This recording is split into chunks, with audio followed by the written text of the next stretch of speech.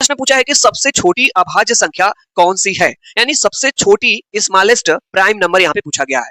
ये 0 होगी, 1 होगी, 2 होगी या 3 होगी। क्या आप लोग बता सकते हैं कि सबसे छोटी अभाज्य संख्या कौन सी होती है? तो इसका सही आंसर आपका हो जाएगा, राइट आंसर हो जाएगा ऑप्शन नंबर सी, सेकंड। ठीक है, ऑप्शन नंबर आपका सी सही हो जाएगा, यानी सेकंड हो जाएगा। यानी ये जो 2 होती है ये सबसे छोटी अभाज्य संख्या आपकी होती है।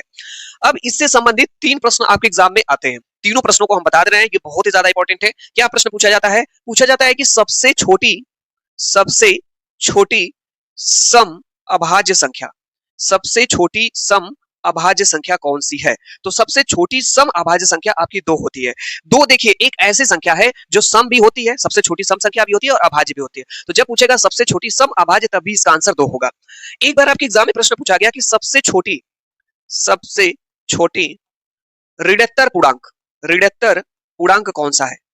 ऋणत्तर अभाज्य पूर्णांक। ठीक है, सबसे छोटी ऋणत्तर अभाज्य पूर्णांक। तो इसका भी सही आंसर है 2 होगा।